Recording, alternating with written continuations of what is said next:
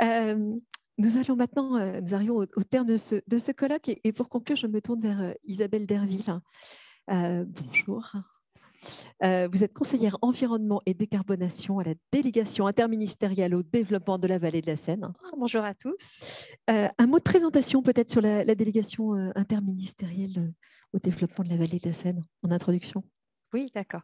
Alors, la délégation interministérielle au développement de la vallée de la Seine, comme son nom l'indique, c'est une délégation rattachée à la Première ministre, donc interministérielle, avec un préfet, le préfet Pascal Sanjean, que j'excuse, qui n'a pas pu être là aujourd'hui, qui est le délégué interministériel. Nous ne sommes pas très nombreux. L'objectif, c'est plutôt de mettre de la coordination et de l'impulsion dans des politiques publiques avec comme partenaires privilégiés les deux régions, Normandie et Île-de-France, sur des politiques publiques d'intérêt interrégional. Et pour cela, on a un schéma stratégique qui est en cours de révision. Donc, une consultation a déjà eu lieu. Nous réfléchissons justement à la révision de ces grands enjeux.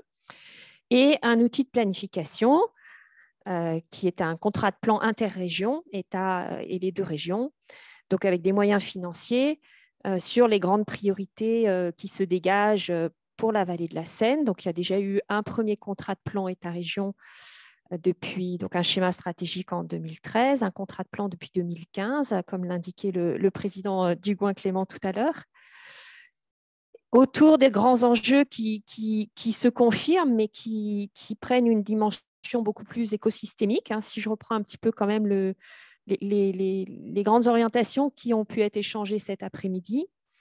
On est sur le développement de la vallée de la Seine, donc un enjeu économique important, historiquement industriel, avec tous les enjeux de décarbonation, d'adaptation de l'industrie à la sortie des énergies fossiles, industrielles-portuaires notamment. Mais on raisonne bien sur l'ensemble des territoires régionaux. On n'est pas que le long de la Seine, on est sur l'ensemble des territoires régionaux. Et donc de mutation aussi avec les enjeux de formation et autres, mais donc d'accompagnement de ces filières, de développement des filières adaptées. Il y a eu énormément de soutien, par exemple, pour développer de l'économie circulaire, qui sont des filières totalement pertinentes entre ces deux régions, bassin de consommation, zone de production, récupération des déchets, retransformation. Enfin, on est à une bonne échelle. Et quand en plus vous avez un fleuve qui permet de transporter des marchandises de manière assez décarbonée, comme ça vient d'être dit tout à l'heure, on a un vrai écosystème économique qui a cet enjeu d'enjeu du changement climatique, mais qui a tous les atouts pour y faire face, si on raisonne écosystème. Et c'est vraiment ça qui ressort de ces enjeux qui se présentent entre la production, la transformation, la logistique, le transport, et derrière tout ça, des reconfirmations des enjeux environnementaux. Évidemment, il y a la production d'énergie, il y a des échanges d'eau, ça a été évoqué cet après-midi dans les activités, mais aussi de biodiversité, de capacité épuratoire des cours d'eau, toutes ces solutions qui peuvent être développées et qui font aussi des facteurs d'attractivité, puisque c'est aussi un levier important à l'échelle interrégionale, comme ça a été dit aussi par le président Dugouin-Clément qui a parlé de tourisme vert tout à l'heure, par exemple. Voilà, donc ça tourne autour de ces grands enjeux qui font écosystème, qui donnent vraiment la pertinence au faire ensemble. Faire ensemble, que ce soit les industriels, les entreprises, mais aussi le territoire, les collectivités, les citoyens. Et donc, on va réfléchir maintenant aux outils les mieux adaptés, parce qu'il y a déjà beaucoup d'aides qui existent ici ou là. Et l'objectif dans le prochain contrat de plan interrégion qu'on va rédiger pour le milieu d'année 2023, ça va être de trouver les bons leviers qui permettent de compléter ce qui existe pour vraiment passer à l'action et à la massification. Quel est votre message pour nos auditeurs, en particulier les maires et responsables des collectivités territoriales, et est-ce qu'on peut vraiment interagir? Alors, déjà, je crois que tous les échanges de cet après-midi, et je rejoins complètement le principe, l'idée de dire maintenant on est dans l'action. Dans l'action de cette atténuation et adaptation au changement climatique. Donc, passons à l'action. Je parlais tout à l'heure même de massification. On a essayé de soutenir l'innovation dans l'actuel contrat de plan interrégion qui se termine. On voit bien qu'il faut trouver les moyens de développer ça à une échelle plus importante.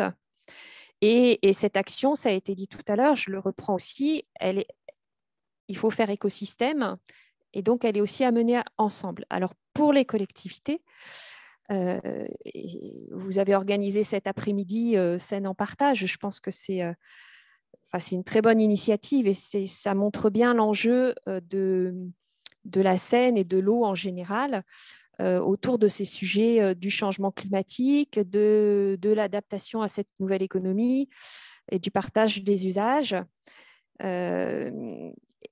Et il y a un rôle, y compris Ernst & Young l'a dit tout à l'heure, M. Payet l'a dit, les collectivités elles-mêmes sont maîtres d'ouvrage, possèdent un patrimoine, sont aussi actrices en tant que telles de ces enjeux à relever.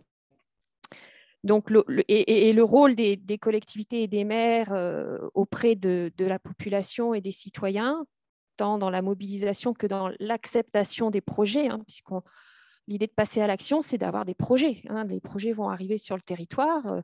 Il faut faire évoluer les choses. On a toujours, de plus en plus, des difficultés d'acceptation aussi. On a parlé de coûts, mais d'acceptation sociale, sociétale autour de ces projets. Les maires sont au plus près du terrain. C'est une richesse inestimable dans l'accompagnement de ces projets, de ces mutations. Donc ça, c'est un point important, et je pense que dans le faire ensemble et dans le dialogue qu'on doit avoir, c'est nécessaire. Mais ce que je voudrais rajouter, c'est que c'est important d'y mettre de la méthode aussi, au-delà de ce contact et de cette richesse, c'est qu'on ne s'improvise pas non plus comme facilitateur ou accompagnateur ou médiateur, même si effectivement, il y a énormément d'expérience, mais il peut y avoir aussi une méthode sur laquelle un certain nombre de... Tout à l'heure, on avait Pascal Berthaud pour le CEREMA. Voilà, il y a un certain nombre d'ingénieries qui sont à disposition. On a parlé de la NCT aussi tout à l'heure. Je crois que c'est Ernst & Young qui en a parlé. Il y a des outils d'ingénierie, d'accompagnement pour les collectivités, et c'est important de les développer, que ce soit sur déjà la connaissance. Pascal Berthaud parlait de on prend un territoire, on commence par voir ce qu'il y a sur ce territoire, quels sont les enjeux, quels sont les objectifs, mais territorialisés, pour que ça parle, que ce soit des indicateurs qui soient adaptés à ce territoire. Ça, c'est une première étape. Ensuite, effectivement, il y a la sensibilisation, la mobilisation, l'appropriation un petit peu de ces enjeux et des changements qu'il va falloir opérer sur ce territoire. Ça aussi, ça peut être soutenu, ça peut être accompagné. Il y a des méthodes et ce n'est pas à négliger. Et puis la sortie des projets, alors chacun a sa part, il y a aussi des procédures administratives, mais ça peut aussi s'anticiper. On a parlé de bouclage de plans de financement tout à l'heure aussi. C'est des choses sur lesquelles c'est important de se mobiliser ensemble. Et puis la mise en œuvre de ces projets, la co-construction, elle continue aussi dans la mise en œuvre des projets. La population peut aussi en faire être partie prenante. Et puis le partage d'expériences, c'est important aussi. Montrer ce qui se réalise, ce qui se fait de bien, ce qui se fait les échecs aussi. C'est important de pouvoir échanger dessus, valoriser ce qui se passe. C'est là où on est prêt à soutenir, à aider, à mobiliser ce genre d'action. Et puis évaluer l'avancement pour voir comment on avance dans cette planification. On a vu tout à l'heure que ça coûtait terriblement cher, quand il y a un mur d'investissement. Certains évoquent le mur d'investissement qui va être nécessaire. Alors, est-ce que les moyens sont là? Est-ce que l'État met les moyens ou est-ce qu'il faut aller chercher ailleurs? J'ai l'impression que l'argent est là. Enfin, quand on entend les projets qui sortent ou alors, je parle plutôt dans le monde industriel. Il y a eu quand même France Relance, puis France 2030. Hein. La difficulté, elle est plus pour ne pas rater l'appel à projet, prendre le temps de monter le projet. On est un peu perdu dans tous ces appels à projets qui viennent de l'État, des collectivités, des opérateurs.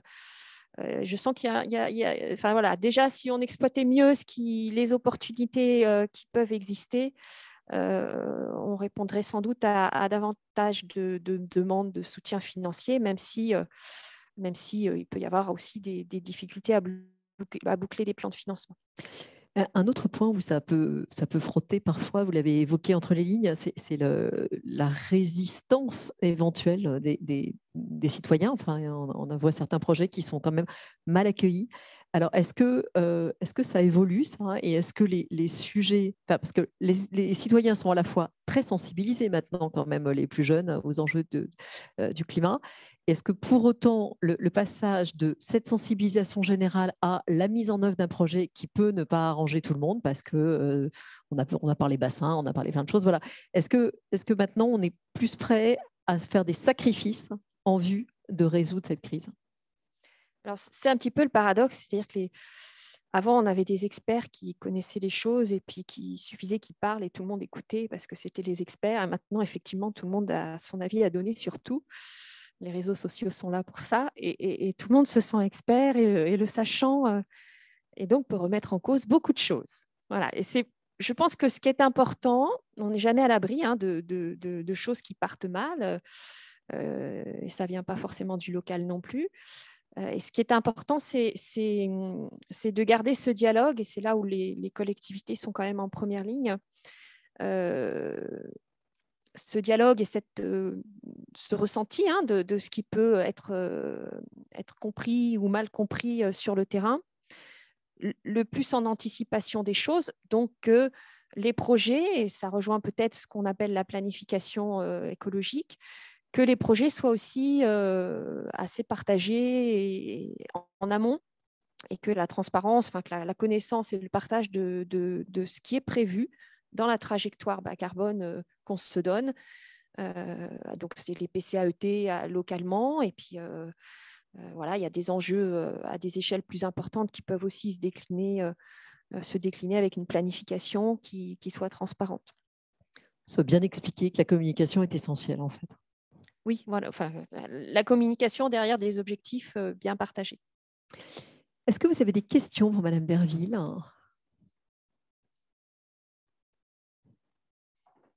Enfin, vous avez vu aussi, je voulais quand même insister sur un point.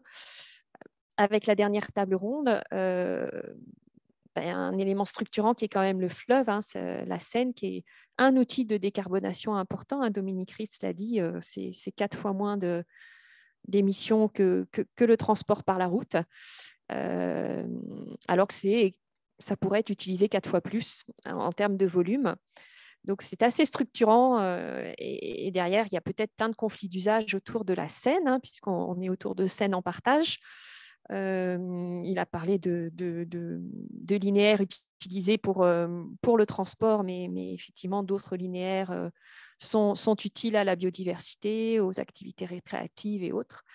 Mais je voulais quand même bien insister sur cet outil important de la décarbonation qu'est le transport fluvial. Toujours pas de questions. Je sens qu'on se rapproche du cocktail. C'est dangereux de ce genre de fin de journée.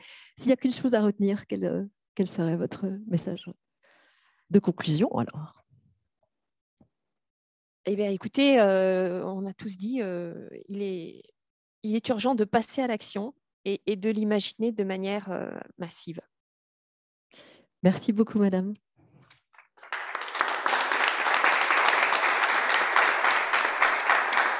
Écoutez, pour la clôture, je voulais vous demander, James Chéron se cachait, c'est ça. Si. Pour conclure ce colloque, je vais demander à James Chéron, le président de l'association, de venir me rejoindre et même de prendre le micro. Je vous cède la place, James. Merci beaucoup.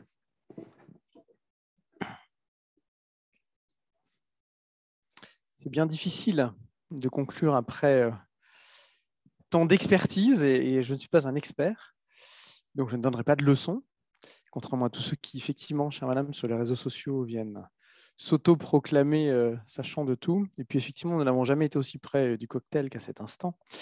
Je voudrais naturellement vous saluer, vous qui êtes ici à Saint-Ouen, dans les locaux de la région, et puis celles et ceux qui sont à distance, qui nous suivent via je ne sais quelle plateforme de suivi des conférences en distance, Zoom.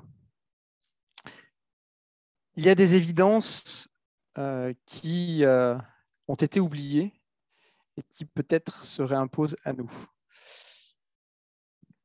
L'installation de l'homme s'est bien souvent faite au bord d'une rivière, d'un fleuve, d'un lac, d'une côte, en tout cas au bord de l'eau, parce que c'est là qu'il y a de la vie, c'est là qu'il y a un moyen de transport, de communication, une ressource, y compris alimentaire.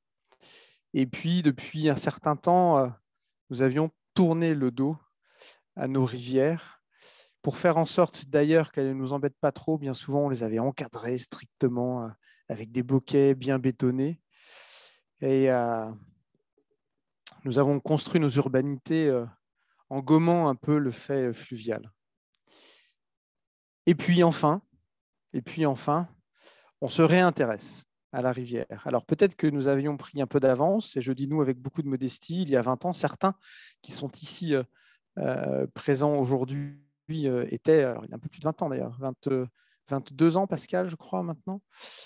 Certaines et certains étaient là pour la création de notre association La Seine en Partage, qui déjà donc essayait de réinterpeller sur l'utilité de se saisir à nouveau de ce fait fluvial, de ce fait de riverainté pour nous qui sommes hébergés aux immédiats de proximité de la Seine et des affluents de la Seine. C'est le premier élément peut-être que je voulais partager avec vous. Enfin, nous nous réintéressons collectivement à la rivière, au fleuve, au cours d'eau. Deuxième perception qui a été, je crois, évoquée par plusieurs d'entre vous, la question de la ressource. Je ne suis pas certain que l'eau soit considérée par tout le monde ou ait toujours été considérée par tout le monde comme étant une ressource. Il faut dire que nous avons la chance d'habiter dans un territoire, au sens large du terme, dans un pays où nous ne manquons pas spécialement d'eau. Nous sommes arrosés régulièrement, un peu moins aujourd'hui qu'avant, mais enfin, historiquement, nous sommes arrosés. Nous sommes traversés, notre pays est traversé par de nombreux cours d'eau, et puis à peu près partout là où on creuse, on a une chance de trouver de l'eau dans nos sous-sols. Il y a des disparités évidemment sur notre planète, et nous avons la chance d'être ici sur une terre où il y a de l'eau en sous-sol, en surface, et qui nous tombe du ciel, si je puis dire. Donc, nous n'avons certainement pas, l'eau n'étant pas rare chez nous, nous n'avons certainement pas considéré que l'eau était une ressource à laquelle il fallait porter une attention, à la fois sur sa consommation, c'est la question de la quantité, du prélèvement, de la réintroduction des eaux, et puis naturellement la qualité. C'était évoqué tout à l'heure d'ailleurs, nous avons beaucoup d'eau traitée, beaucoup d'eau potable que nous gaspillons pour des usages qui ne nécessiteraient absolument pas d'utiliser de l'eau traitée, là où dans d'autres contrées de notre planète, on court après de l'eau propre, on court après de l'eau consommable, on va dessaler de l'eau de mer, parce qu'il n'y a pas d'autre possibilité. Nous ne le faisons, nous, que pour les bateaux qui traversent les mers et les océans et qui ont leur propre usine de dessalement de l'eau. Alors l'eau, c'est peut-être quand même une ressource naturelle, une ressource dont nous disposons en quantité, encore que. Mais il y a aussi là une perception qui certainement tente à évoluer. J'ai envie de vous partager beaucoup de merci. Alors, tout d'abord, et pour ne pas les oublier, merci à celles et ceux qui nous accueillent ici. Merci à la région, naturellement, et à sa présidente Valérie Pécresse. Merci aux équipes techniques aussi, qui nous ont permis, je crois, de travailler dans de bonnes conditions cet après-midi et à nos amis en ligne de pouvoir nous suivre. Merci à celles et ceux qui sont déplacés ou qui nous suivent en ligne pour cette marque d'intérêt. Merci évidemment à tous nos intervenants. Je retire 3 sentiments de toutes vos interventions. Premièrement, je suis impressionné. Deuxièmement, je suis inquiet. Et troisièmement, mais c'est peut-être parce que c'est ma nature, je reste néanmoins optimiste. Je suis impressionné parce que moi qui ne suis pas technicien, j'ai, comme d'habitude, beaucoup appris. Et on ressort, je crois, plus intelligent, je ne sais pas, plus instruit. Foisonnant de questionnement naturellement, parce qu'on a entendu aussi des points de vue qui n'étaient pas tous concordants, et c'est la richesse d'un pays où on peut exposer des points de vue et qui ne concordent pas toujours, mais qui montrent aussi la complexité d'aborder ce sujet avec une vision plurielle et des regards, une forme de polymorphie dans le regard, toute la difficulté étant pour les décideurs publics, politiques, les décideurs entrepreneuriaux, naturellement, de prendre les bonnes décisions, c'est-à-dire celles qui vont dans un sens global de l'équilibre et du positif et de la construction pour l'avenir. Ce n'est pas simple. Ça n'est évidemment pas simple. Donc, merci vraiment. Et je reste très impressionné par tout ce que vous pouvez nous transmettre. Et d'ores et déjà, vous êtes invités pour le colloque de l'année prochaine et celui d'après, et tous ceux d'après, naturellement, pour venir continuer à échanger avec nos futurs invités. Je suis inquiet parce que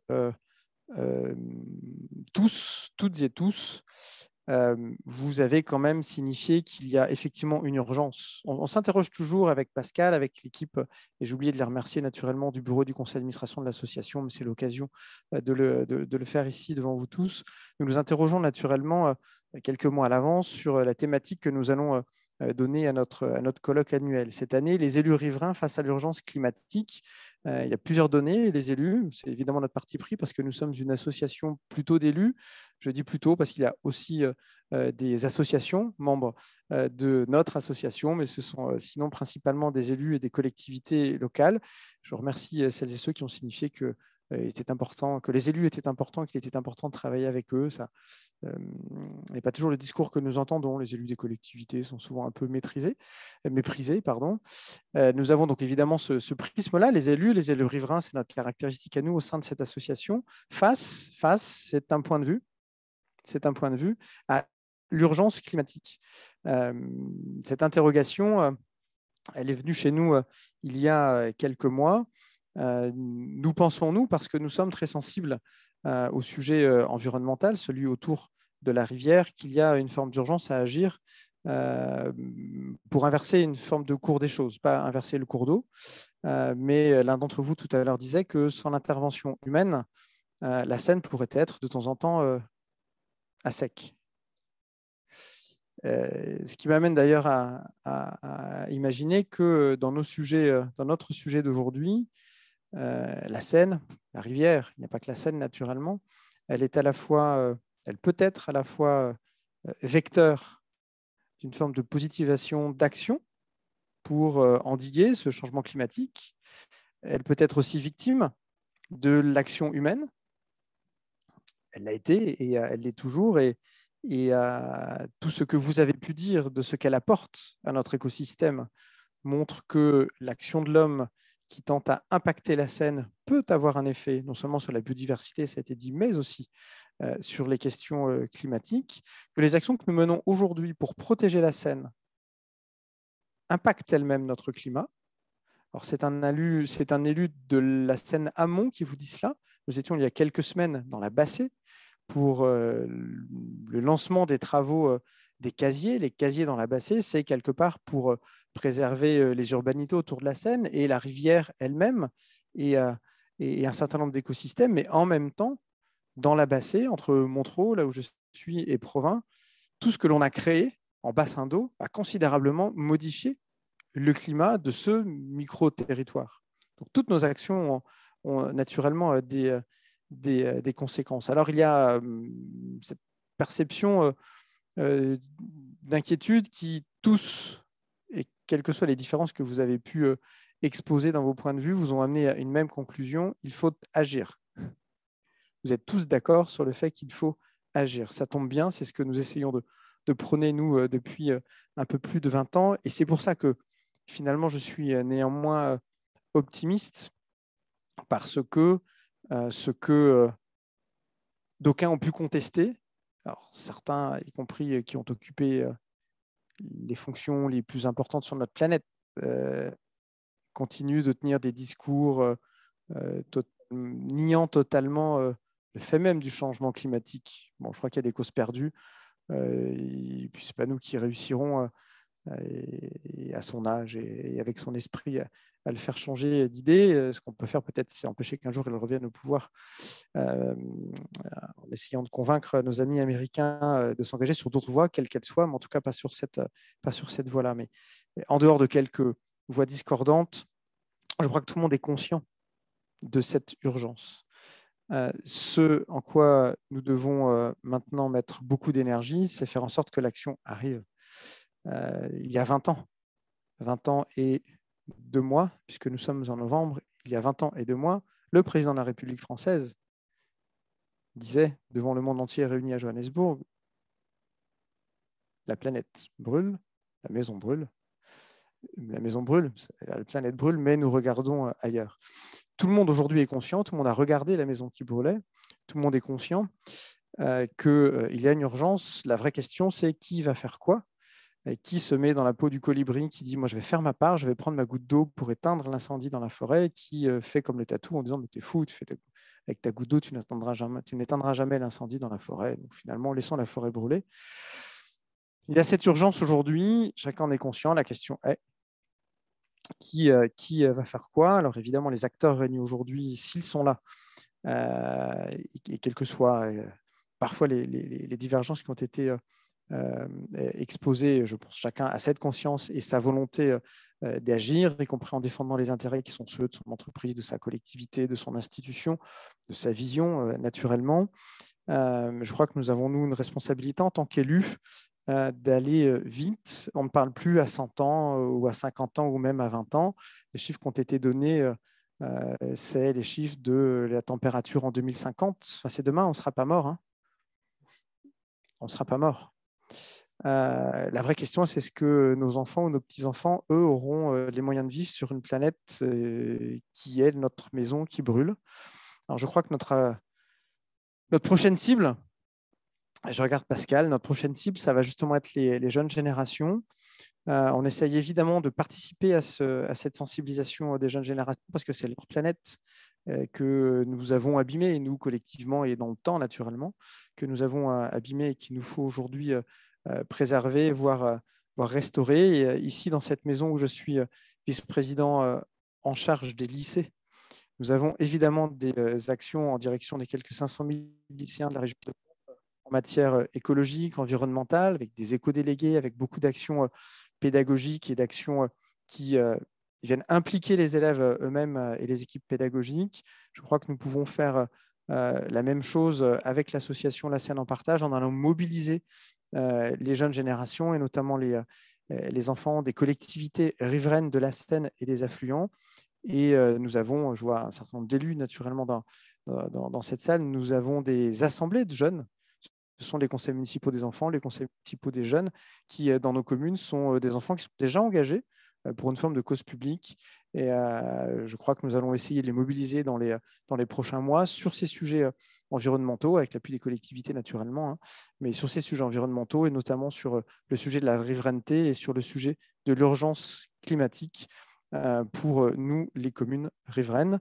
Voilà quelques perspectives de travail, parce qu'au fond, nous aimons cela, un travail que nous mettons au service d'une cause qui nous dépasse, c'est celle de la préservation de la planète, avec ce trait commun, ce fil conducteur commun, qui est celui de la Seine, ce tout petit filet d'eau de rien du tout qui part d'un peu loin, qui vient se jeter dans l'Yonne à Montereau, puisque naturellement, comme chacun le sait, c'est l'Yonne qui coule ici, à Paris, en Yonne Saint-Denis, et qui va jusqu'en Yonne maritime, alimenter la Manche et le grand océan Atlantique. Merci, je ne déposerai pas aucun texte pour changer le nom de la scène qui restera la scène, même si c'est illégitime, mais nous sommes trop habitués. Et puis ça coûterait trop cher surtout. C'est un élu aussi qui vous parle de changer tous les panneaux, donc on restera raisonnable sur ce sujet. Merci en tout cas de votre participation, de votre mobilisation. C'est une association, la scène en partage. C'est une association. On a donc besoin de vous tous, on a donc besoin des collectivités pour être membre de cette association, participer aux travaux de l'association, participer aux actions de l'association. Et puis on a besoin de nos partenaires. Et vous êtes très nombreux ici, évidemment, à être partenaires publics, partenaires privés, pour à la fois participer à nos travaux et nous permettre de mener ces réflexions et ces actions, et puis nous permettre aussi de les financer, parce que ça mérite un tout petit peu d'argent. On a un train de vie très modeste, mais lorsque l'on va, par exemple, et depuis plus de 10 ans maintenant, organiser des opérations de nettoyage des berges, c'est l'opération Berge-Seine, eh bien, il faut donner des gants, donner des sacs, faire un petit peu de communication, donner les moyens aux collectivités et aux associations qui participent de pouvoir s'organiser. Et on compte naturellement sur vous, collectivités et partenaires, pour nous permettre de continuer à faire ceci. La cause le mérite. Je crois que c'est ce qui nous rassemble et le sentiment que nous partageons tous. Donc, un immense merci à vous tous pour votre présence, pour votre implication, et puis aux équipes, et notamment et naturellement à Pascal pour avoir permis cette magnifique organisation. Et c'est à elle et eux que nous allons applaudir en clôture de ce colloque.